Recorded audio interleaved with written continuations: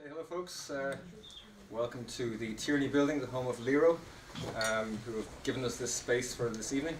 My name is Jürgen Simpson, who most of you will know. If not, I am Centre Director for the Digital Media and Arts Research Centre here at the Computer Science Department, and we're very happy to welcome Niall Byrne, who has come down from Dublin, who is also presenting or participating, if not headlining, tonight's event organised by Cabal in Dublin's warehouse, and who many of you will know as the person behind Nialler9, one of the, if not the most successful blogs in Ireland, and the most successful and highly read music blog in Ireland as well. So please welcome Niall.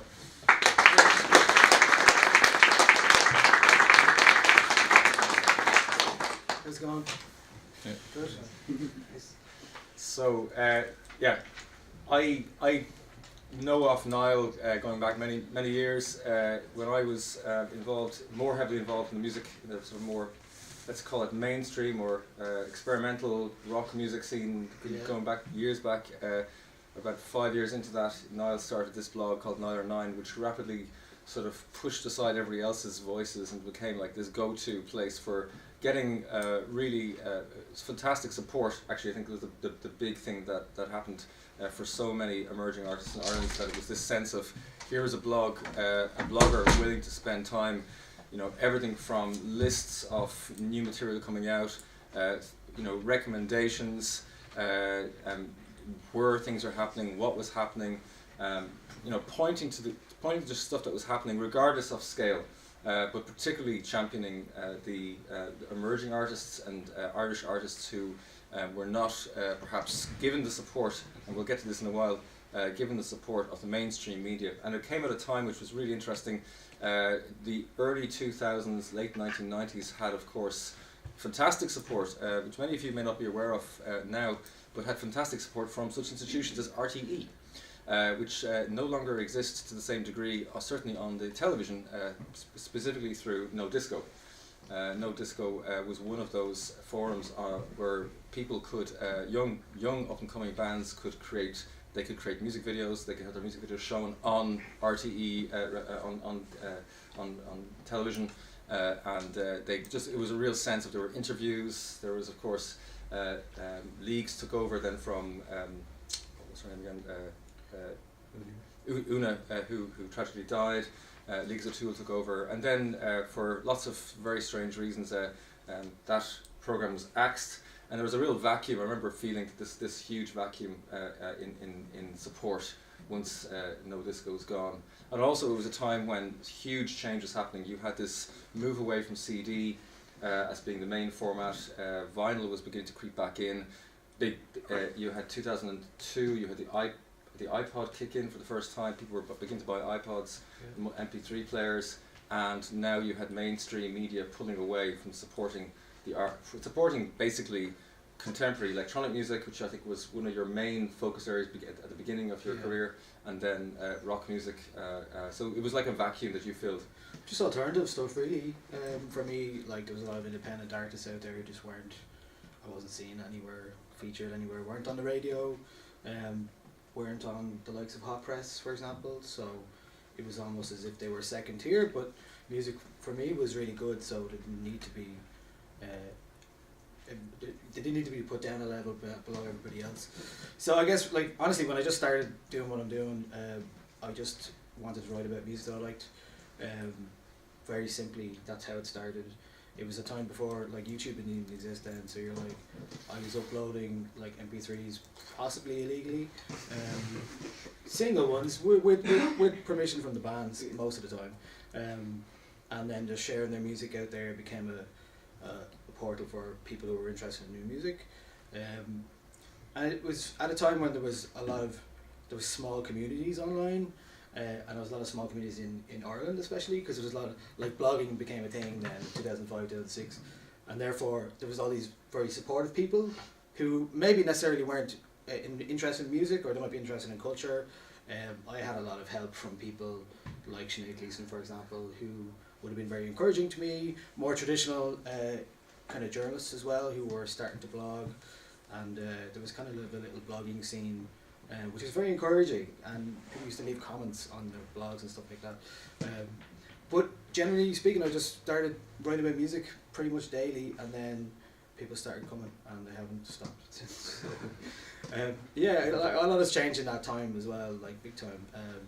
You know, like I said, there was no YouTube, there was no SoundCloud then either, there was no Spotify, which is probably the biggest single change at the moment. Like we had a big disagreement in 2008 with Inno about like promotional tracks and putting up MP3s and stuff like that.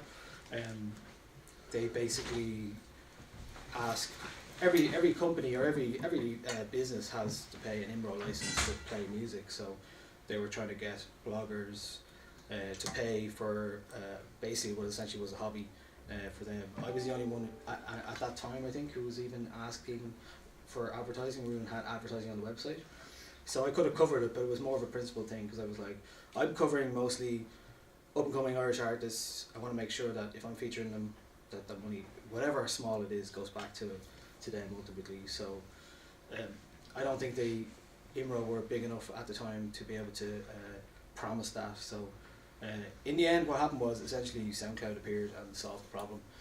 So nobody needed to upload MP3s anymore to your server, which was the central issue. But yeah, it's so easy now to share music, so it's kind of almost it's kind of strange to think that, you know, this is something I started doing like 13 years ago. It's a strange thing. So you're mentioning IMRO, and you're mentioning sort of this idea of uploading. I mean, in 2005 when you started, there was still a really significant amount of independent record shops. People had this sense of, you know, you go to Tower Records or you go to you know, what's the shop on the Road Records? Road Records. Yeah. You went to Road Records, and there was a real sense, for example, this is in Dublin, of course, there would be, you know, other options in Cork and in Limerick around that time, but you would have gone into those shops, you know. I certainly remember going to the shops and sometimes even not even knowing what I wanted to buy, but having, you know, 20 euros or 30 euros and saying to, you know, whoever I knew in the shop and say, look, here, buy for me. And, you know, I'd go off and, you know, an hour later come back in and, you know, there'd be this little stack of records and something special, you know, like brilliant. And like I'd like 75% of it, which is brilliant. But then I'd obviously bring those CDs home and I'd listen to them. I'd listen to them to the death. Then gradually these shops closed, and so even last week there was an interesting article in the Irish Times where it was talking about, you know, Opus 2, which is like a classical music shop on the Dame Street, that's closed. Then you had the Walton's closed last week. Well, the Walton's at the city closed. So, you know, there's been this decimation. There was Tower Records then closed. Of course, it closed worldwide. Tower Records in Wicklow Street, that managed to be a holdout for a while. Yeah, so still there. Yeah. But it closed it for a while, came back in. Yeah, but there was a period. premises, There was a period where everything was just seemingly gone, and the idea of curatorship was gone. The idea of somebody going to a record shop and having that capacity to put money down and say, you know, buy records from me, or seeing the records. And then actually in many ways, you know, your blog Nialler9 became in a way a substitute for many people to see, you know, what's going on. So when you did you feel suddenly like people were turning towards you in a way around that time? Well, maybe, I mean, just based on statistics you can see that a lot of people were looking at it, but I guess I've been a digital kid. I've been like into computers since I was young, because my dad worked in programming and stuff, so he'd always have computers around, so we always had like an internet connection from very early on, which meant I had access to all those kind of things that you know, you kind of take for granted now, but at the time, like, I was literally the only person at like 13 who had the internet in my group of friends, you know, because my dad had it in his office, which means that like that was around the time of like Napster and all that, where you could download music illegally, and I definitely did a bit of that as well. But it's where you, like, in ways, it's where you learned lots about it as well. Like, you're talking about the record shop, removing the monetary problem in that equation means that you're just consuming all this music, and like friends had hard drives that you'd just be swapping and all that kind of stuff. So I learned so much in that 3 or 4 years where I was in college. I went to Dundee College, IEDT, and I remember like the Redneck Manifesto album being up on the server and stuff like that. Just these little things that you would take for granted now probably, but I learned a lot about music at that time. So yeah, it's been an interesting kind of process to watch what's happened in music. I think we're kind of at a point now where we're coming back around. The industry that kind of disappeared, the independent industry that kind of disappeared, is now back a little bit, and we're starting to see new labels. Now, not as many as before, but it's mostly the communities are back supporting each other. There are great record shops out there for supporting, like the likes of World Records is now The Rage, which does has a great shop of vinyl as well, secondhand stuff as well. All City's there the whole time and still does quite well. So those kind of pockets of resistance are still there, but they feel less like pockets. They feel less like they're going to disappear tomorrow. They seem like they're going to be around, partly because the vinyl resurgence as well. Like, people are interested in vinyl again, because I think a lot of people who maybe have a Spotify account might want to just own something. That's the case with myself. And then if you're DJing as well, like, often you use vinyl as well. So there's much more renewed interest in it. But I think locally what's happened is, for me, when I started doing Nialler9, it was very much the Whelan's kind of folk singer-songwriter scene in Dublin, guys with guitars and very little else. And then we had a bit of an explosion in terms of music. There was the likes of like Adebisi Shank and a lot of mat rock kind of music, instrumental stuff. There was a whole scene of that stuff, and then more interesting electronic music was always there. I mean, a lot of it was very much like studious laptop musicians, but it was there, and there was nights dedicated to it. I guess house and techno was probably like down a little bit in terms of popularity. But what I was generally seeing, the area you're talking about 2005?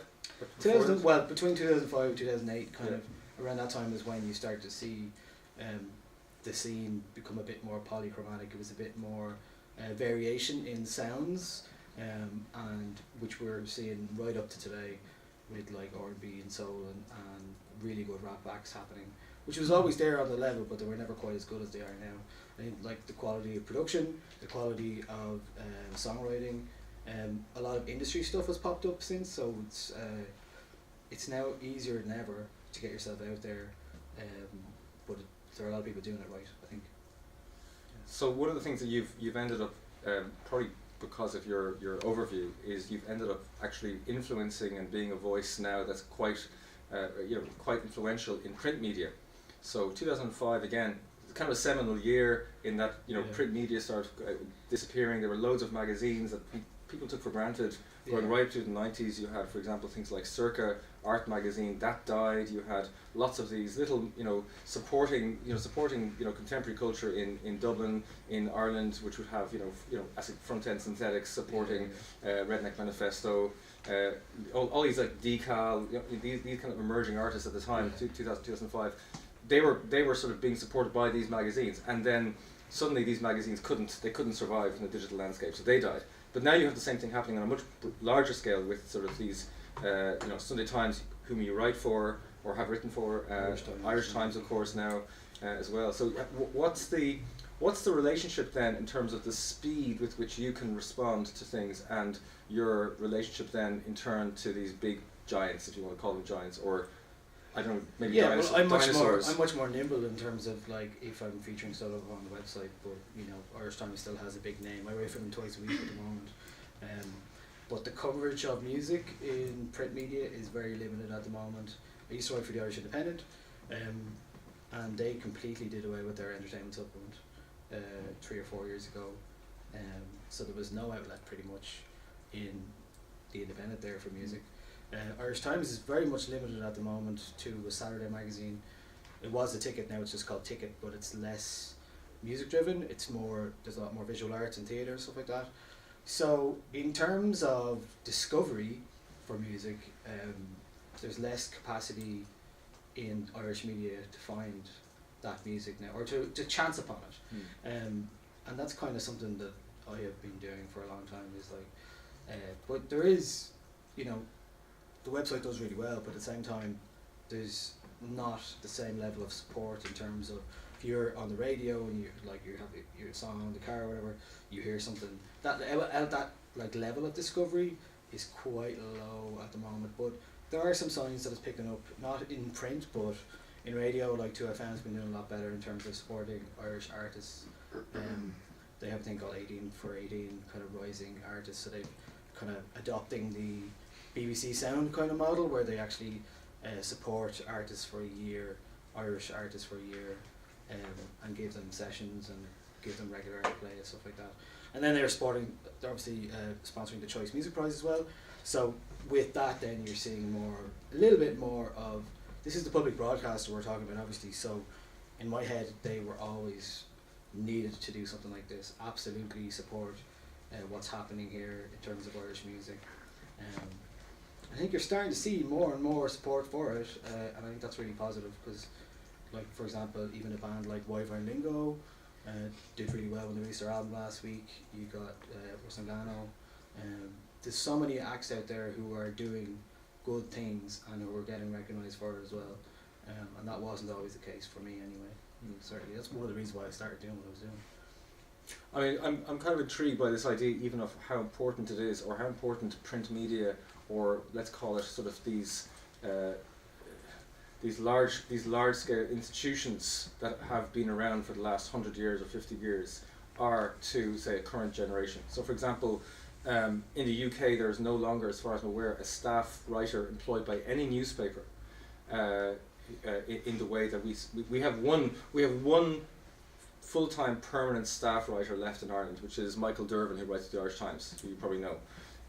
He's the only person who is like, he cannot be sacked. So he is kind of an institution unto himself. And his predecessor and that person's predecessor in the Irish Times are sort of these people who they're kind of lofty in a way because they can rise above it. They're not their opinion and their opinion only, and they can say what they want, and no one can kind of go against that. And at one point, it mattered. It mattered what that person would say about you, whether you were, involved in classical music or whether you were in contemporary music. That all mattered. And now it sort of feels, well, now in the UK, the last classical music writer has gone from The Guardian, so they no longer have employed somebody on an actual full-time contract.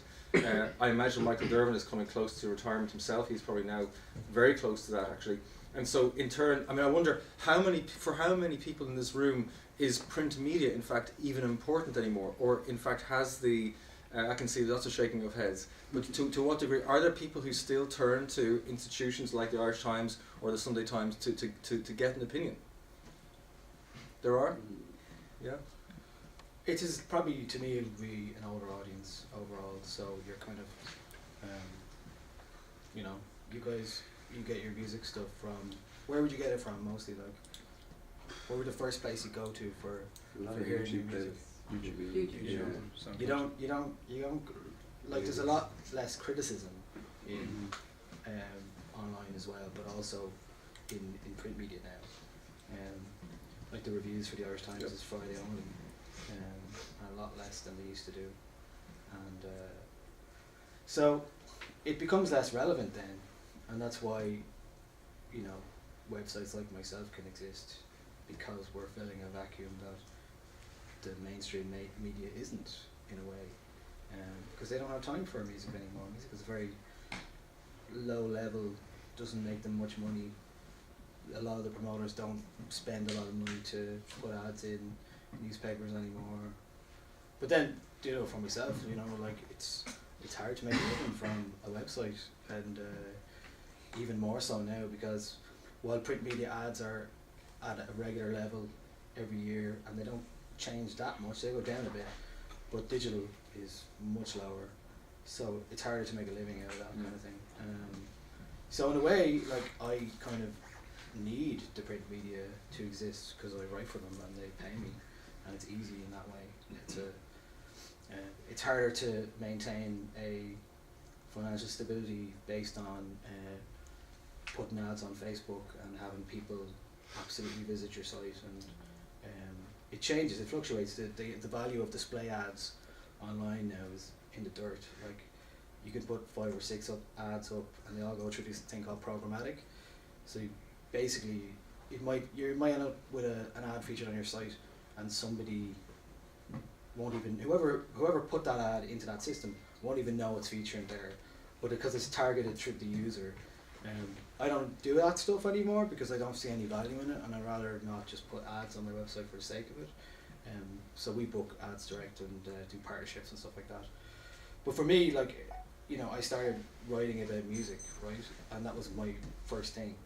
And then I've had to expand that into a business that, with that at its core, music discovery at its core, and then all these different other elements, like obviously DJing tonight, so that's one of them. There's stuff like event curation, putting on gigs with new artists and more established artists, maybe as part of a festival, or maybe as part of my own thing as well. I work in music supervision, so putting ads in TV, movies, and film. So, you know, I myself have 5 different jobs. Essentially, I manage a band as well called The Boom. So, like, I have 5 different jobs, and that's the only way I can manage to keep myself going, because it's really hard to make a living out of music. Never mind if you're, it's even worse if you're an artist. There's money in live at the moment, and there's money in some publishing and some sync if you're lucky. But nobody's buying records anymore, really. You're not gonna make money off, even if you sell, people go into Tower Road and buy your album. You're not gonna make money off that. You're not gonna make a living out of it. So that's changed everything significantly. I think the value then of recorded music has gone down and down and down because it's just an abundance. It's absolute abundance, and whether it's on, now I love Spotify, but it's a great discovery tool, but you're not going to make a huge amount of money off that, are you? So those are the conversations I think we have to have about artists at the moment, in terms of like their financial stability, their career viability, how that manages to persist across time. Like, because I've been writing about music for so long, you see so many bands come and go, and one of the main reasons why they go is because they just can't afford to keep going anymore. They have to go and get a real job. Like, there's all that kind of idea that artists and music careers aren't viable jobs, and I think that is slowly changing, but it hasn't changed enough for me. You talked about contemporary and classical. Contemporary and classical music gets a lot more support than commercial music in Ireland, and I think that needs to change a bit, for sure. Like, institutions like Culture Ireland are really good at giving money to bands who are travelling, and Culture Ireland, yeah. But generally speaking, and if you look at the stats based on what the amount of funding out there, commercial music is quite low because it's just not considered as much as it's a younger audience. Contemporary and classical stuff has more access to funding, so I'd like to see that changing.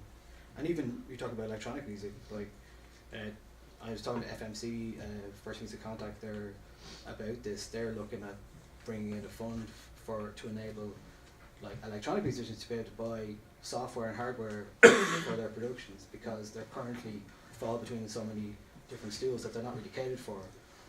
So it's a slow moving process to, music modernizes itself and everyone else has to catch up. I mean, you're touching on a huge amount of really relevant points for, I think, many people in the audience here in terms of this question of viability. You also talked about this idea of music no longer being interesting to print media.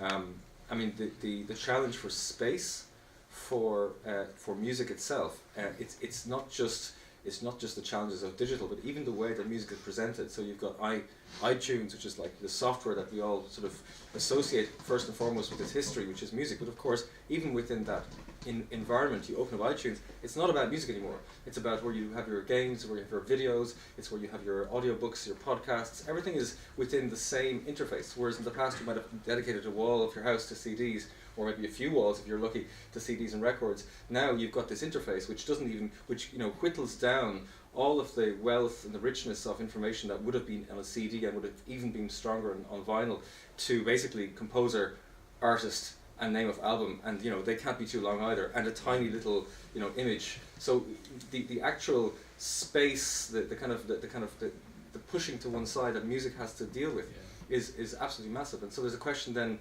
of how do we consider music almost as being something which needs to be supported in a way that, say, up until now traditional Irish music has gained support from the Arts Council. I think we're alluding to contemporary music and classical music which gains support from the Arts Council. Is there a need for recognising that actually maybe music is in trouble, and that actually maybe if we're talking about Ireland, Ireland culture, supporting the culture that's there, and we talk about the richness of creating a culture that isn't just about, oh, if you're not making money, you're not viable, you're not good, or you're not, in a commercial world, you're not good enough. How do we, do we lobby for that? Yeah, that's an interesting one in a way, because you talked about, I mean, maybe that's one of the reasons why vinyl has had such a resurgence, because people, like for me, myself, I love music. I really love. I want to own still, and I still want to own it physically. And then, for example, like Spotify is bringing in liner notes onto their service in the next while. Obviously, it's within a format, so it works that way, but it's not going to be as unique as a vinyl record. But yeah, for me, that's what needs to be addressed. It's like the commercial aspect of it is often like used as an excuse, because Irish artists do quite well internationally in terms of pop and rock music, for example. Then often people in charge go, well, it's doing fine, so we don't actually need to support it. You see somebody like Hosier do really well, or like Lisa Hannigan, who's a touring musician, the likes of Saint Sister coming up. There's a certain level that artists get to where they're pointed to by those in charge to be like, well, look, we don't actually need to support all these. It's about actually going back to the roots of music and supporting it in a way that it's often talked about, like Iceland and how they support their music system and from students up, or Sweden, for example. We don't have much of an industry here, and that's something I'm keen to do more of and make sure that it happens more. And whether that's by facilitating people coming to music gigs who are budding artist managers or labels or whatever it is, to the gigs that I put on, I'll try and do that, because I feel like there's this, once you open a space for those kind of people to meet and network, then things can happen. There's not a lot of labels in the country at the moment, because the obvious reason is you're never going to make money from records, but that doesn't stop people wanting to be involved in music. So we could do it more artist managers, for example, as well. More artist managers who are experienced and be able to take those artists out of the country and turn them into a viable career, a touring career, whatever it is. There's lots of great examples of music in Ireland which are doing really well, but again, you're fighting against society and a culture who doesn't really support you in that way. But is it actually a case of trying to change a fundamental thing about how we view what we use the word pop or rock, or ultimately the music that is listened to a large portion of our society, which a lot of people sort of place into a particular category, which immediately results in it being pulled out of contention for funding, and that is because it's labelled as entertainment, rather than being potentially serious culture or cultural value. So, for example, the reason why, for example, I mean, I was in both. In my career, I was in both at the same time. So whether it was working with electronic music, whether I was working with rock music, or whether I was working with classical music, I could go to the classical music. I could get €10,000 for funding to create something which would be presented in a gallery space in a number of different countries, in Ireland and a few different galleries. But that would be €10,000 towards that. And at the same time, I wouldn't be able to get a penny for the Jimmy Cake, who I played and produced with, for all of the things that played all over Ireland all the time, and had probably an equal, if not more, cultural impact in terms of generating something which was not mainstream pop, but was not also something which was just considered to be sort of the gallery art. So maybe there's a way for us to turn around and say, actually, some of these things that we're doing have huge cultural value, and they're not necessarily just entertainment. Yeah, and they're not based on their commercial appeal, and we're not just giving it the weight based on whatever money it makes. That it actually has a cultural worth, and it adds to the country in a way that we are always, everyone, politicians included, are always talking about how Ireland is such a rich culture, but doesn't follow through when you talk about new artists and establishing new artists. They don't get that kind of support, I think. But when you talk about Iceland, if you think about the artists who are sort of names who've made it in Iceland and have been received that support and have become relatively speaking well known around the world. Johan Johansson, obviously Björk, all of the bands that have emerged, Sigur Rós. None of those bands would have made it in Ireland.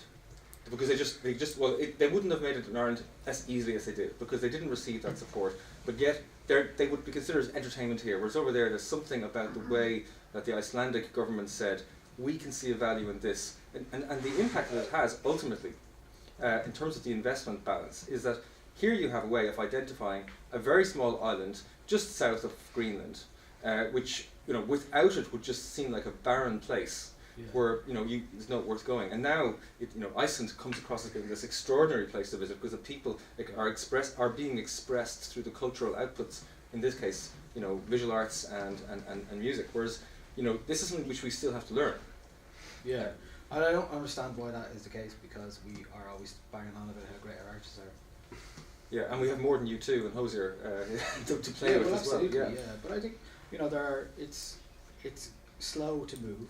But it's definitely improving, I think. There are little things that are happening in terms of grants and funding that is finally suggesting.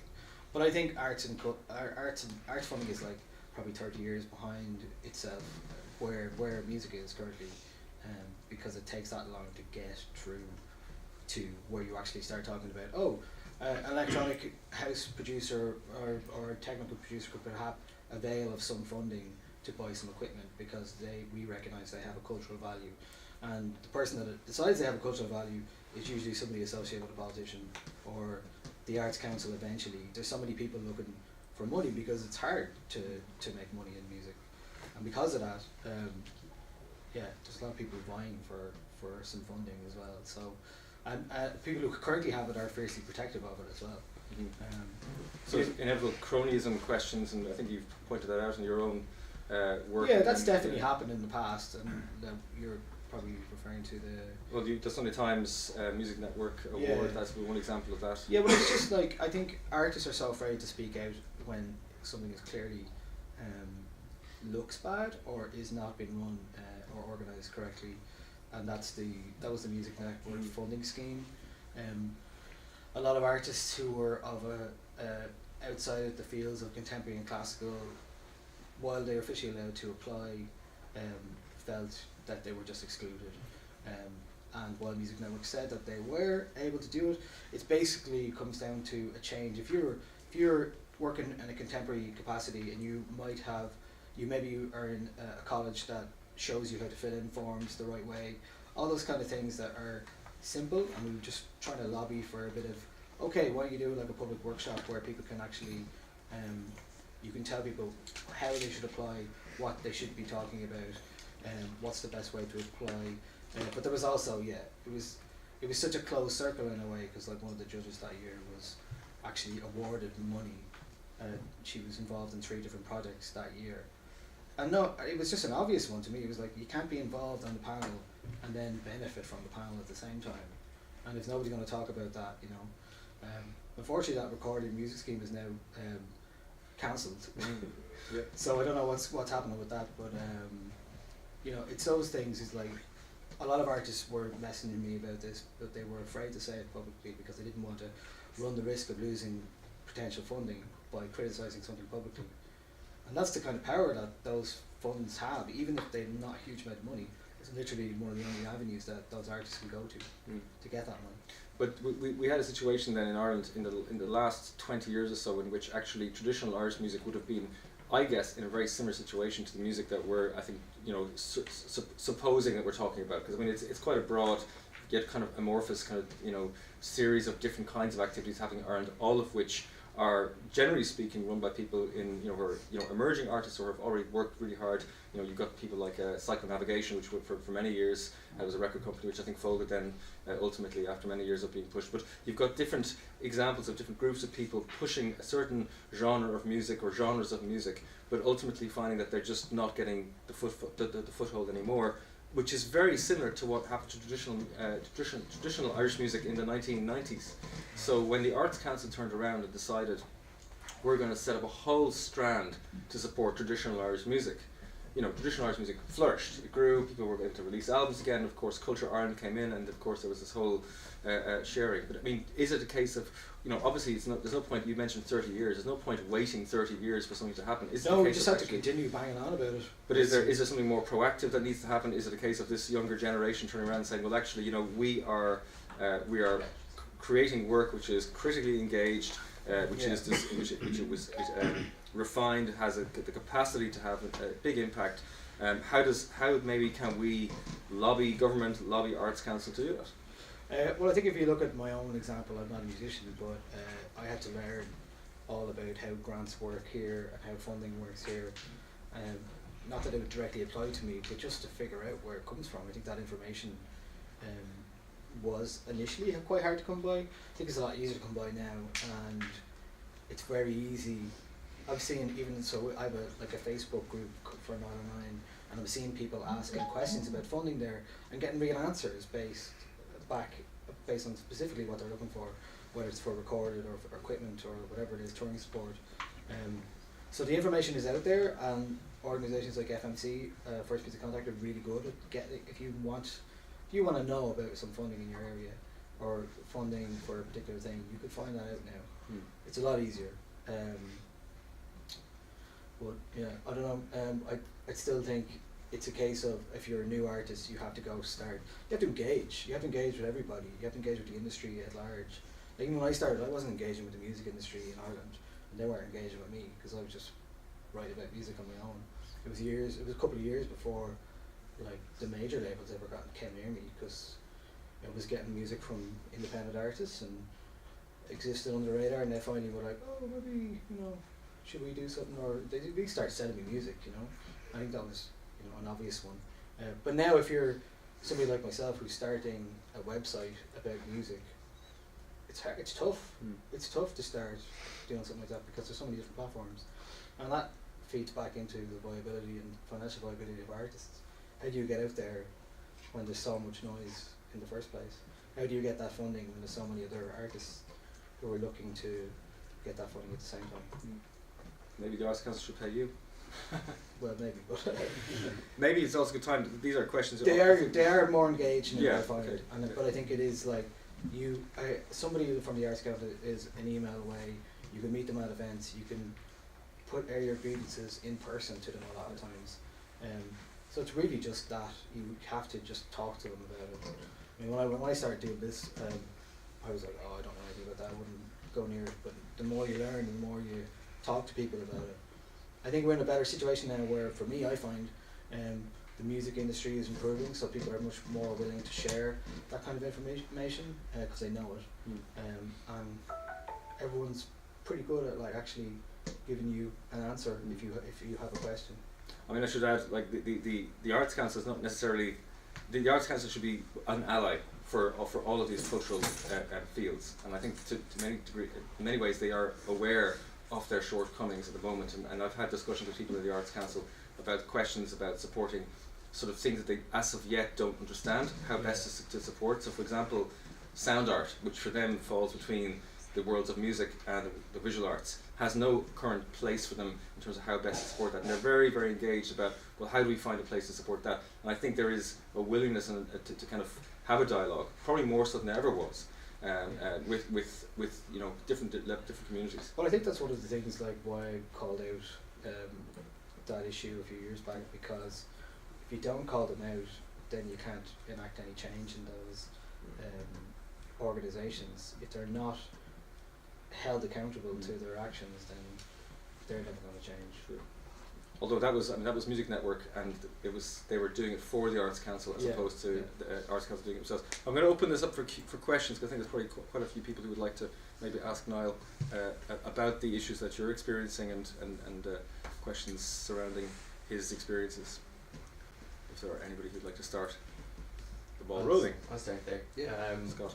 We were just talking there about, like, being, kind of proactive, and maybe things that younger people can actually do to kind of, I don't know, push the industry maybe to go in a different direction for kind of exposure for our generation? Like, so would there be anything that you could think of that like a room full of people or just younger generation in general could do or could start doing? To help Yeah, there's loads drive of different things I could think of. If you look at, like, if you were you a band or an artist or? Yeah, I like do a bit of music competition myself, but Yeah. more visual orientated, I guess. Yeah, you know, I think the value of collectives is really strong at the moment. I think you can do a lot together as a group of people. You look at the likes of the Fusion Lab in Dublin, who are producers and video makers and artists, and who created quite a name for themselves in the field of R&B, soul and pop music just by doing it together. Cool. You know, doing it as a group, finding out little parts that you don't know. You know, I team up with people all the time for gigs and stuff like that. For that reason, because you can't do it all yourself, and you're better off, and you have a stronger name if you can build a collective of people who start to grow a reputation for doing good things.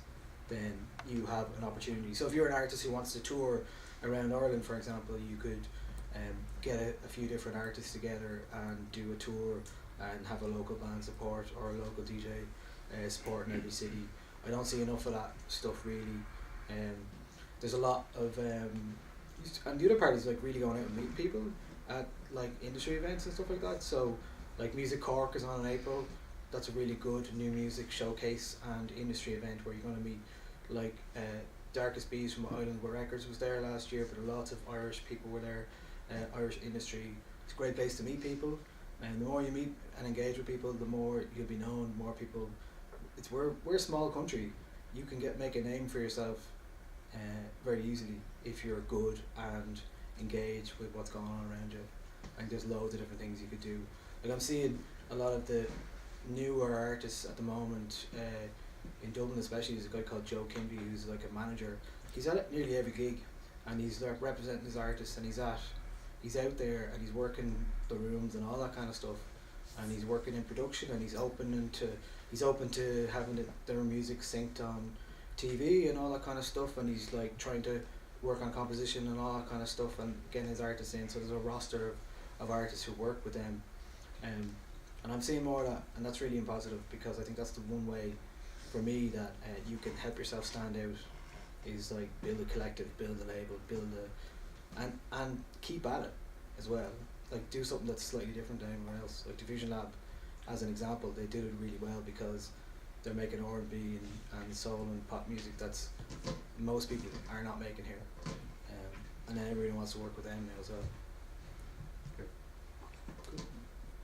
Did you have a background in journalism, or were you just so like involved in the scene that you kind of? My background was actually in web design. That's why I built the website in the first place. So I didn't have a journalism background at all. I was in IDT. I was doing multimedia programming. So I just started the website and then learned everything. I was basically given lots of opportunities as well as over the years, because the website had a good reputation, and then I worked for State Magazine, which was a short-lived, year-long print publication to rival Hot Press, which started and finished just before the recession hit. Basically started at the wrong time, but then through all those, it just got opportunities to write for print and other publications as well. So yeah, I didn't have a journalism background at all. What's your process for finding new music? Like, is a lot of demos sent you, or do you go out? It's a combination of a bit of everything. I get sent like probably like 250 emails a day. So I now have like an Irish one, a new music one. I prune those lists, and then I go out and listen to SoundCloud, Spotify, and YouTube, and ask mates and hear from all over. Really, there's no one place that I find tunes. Going to gigs even as well. You know, like I'm still discovering lots of music every week. Going to DJ nights and stuff like that. So there's no one way to go over discover. It's moved away from swapping hard drives, I suppose. Yeah, no need to swap hard drive anymore. But I hear a lot of things from. I spend half my day probably listening to new music. So, and that's a lot of it's just seeking it out. I listen to a lot of stuff at Bandcamp as well. So, yeah, it's a bit of all over.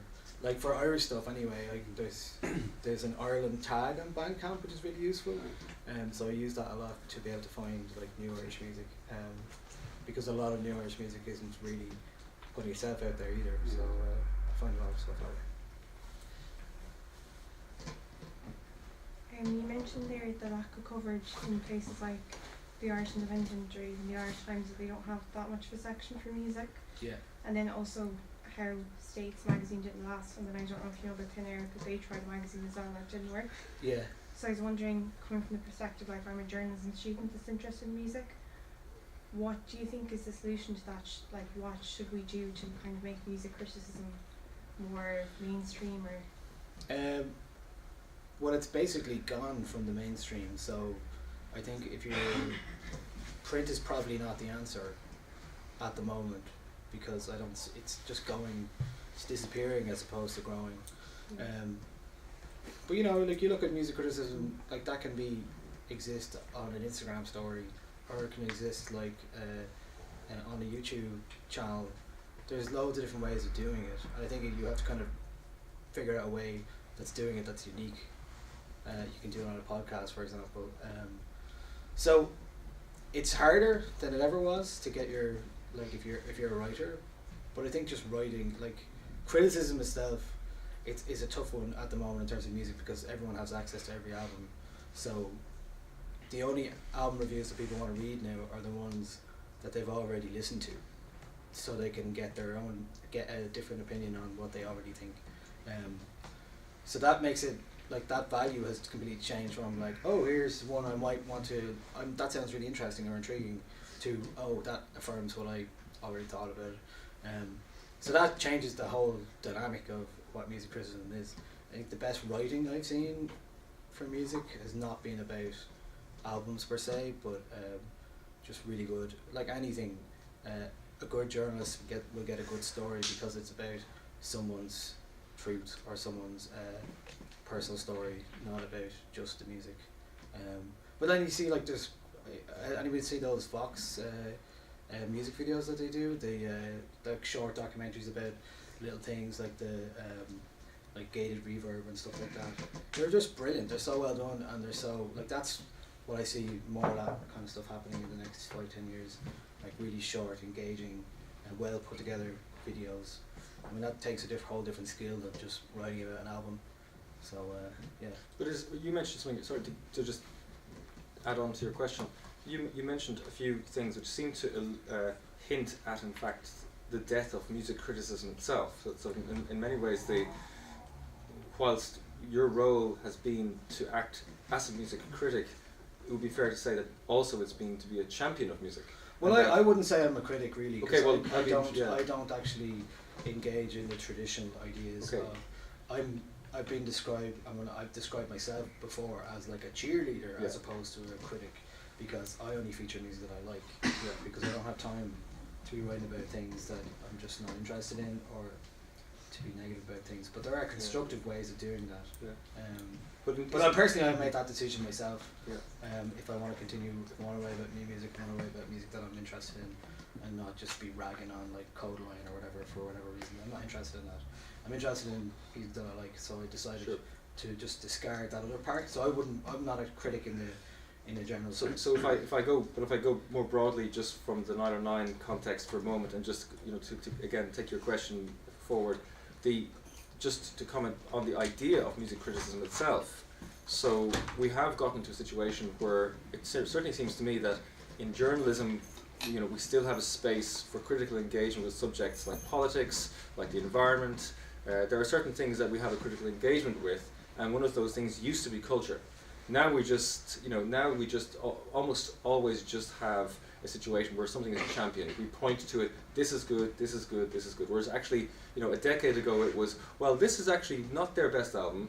It's good, but they could do better, and they're probably, they probably hit their peak, with their fourth album or their fifth album, and now it's so there's a sense of that kind of critical engagement where there's a discourse surrounding. Like my favorite music criticism is actually in one of the oldest print institutions, the New Yorker, because it's just so well written. And I always read that, even if I don't even know the album or I'm not interested in the artists, because they have a lot to say. I always find that's something I'm interested in. So I think there is space there. Whether there's an audience there is would be my concern. Yeah, this is the question I was almost going to pass back to the audience here, was the question of, do you perceive a sense of the critical engagement with cultural objects, whether it's film, maybe in film it's even more so because there's more of an investment with film, but music has become almost so background as an activity. I mean, in the past we put on a CD or a record and we'd sit down and we'd pick up a book maybe, or maybe we'd actually sit down and listen to the thing without any distractions, whereas now, you put on an album and next thing, the device that's playing back the album also has, a video that wants to play at the same time and say, here, this is The Guardian, and, I want to play this little video of this, event that's happened here, and suddenly, the audio-visual landscape that your human space belongs to is suddenly, vying for space with other sort of audio-visual events constantly, and so the idea of listening from an album from beginning to end seems to me something which is almost old school. So that that actually this capacity to engage in that way has changed. Yeah, I think the likes you can't really, music and film are very different in terms of how we break them down and how we interpret them. And Like you have to watch a film. You Yeah. You can't really. Yeah, but I think there's a greater capacity in terms of music criticism and film criticism to explore ideas that films show up, where music is a bit more. It's more about feeling and being, it's sonics as well. But I think part of it could be that there's less. Like a good example is Kendrick Lamar's To Pimp a Butterfly, really amazing album. So much in there that it's very dense and takes a lot to unpack. That's something that I could see a lot of people. I remember even when it came out, I was listening to it a lot.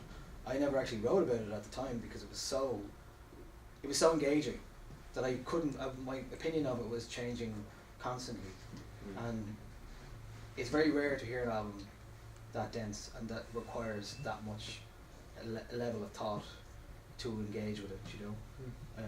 Maybe part of it is on the artists as well. Maybe we're not making dense, ambitious conceptual art in music anymore.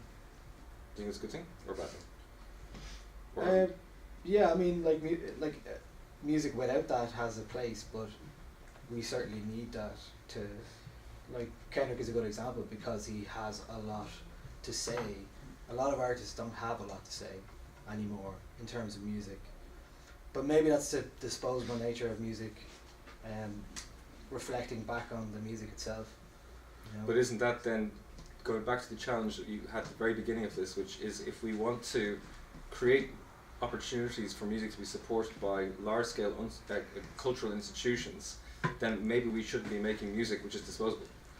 Well, yeah, that's part of it. But who wants to spend 3 years working on an album that's going to disappear in a week because there's no funding or support for it or visibility in the media or radio play or anything like that? Yeah. So,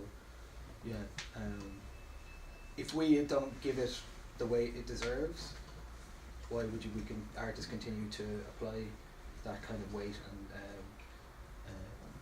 interest? Downward spiral. Yeah. I mean, maybe that's part of it. I don't know. Sounds like a very negative view. Generally not quite negative about music, but maybe that's part of where we're headed as part of the music becoming more disposable and more background. Well, if anything, the positivity that you brought and you continue to bring to the field is, I think, hugely appreciated by audiences all around Ireland and abroad. I think we'll probably finish up soon. I want to just say one thing before we finish, which is that this event was actually the initiative of the students of the Music Media Performance Technology, most specifically the Cabal group, which is Colin and Colleen and probably other people that I'm not pointed to adequately.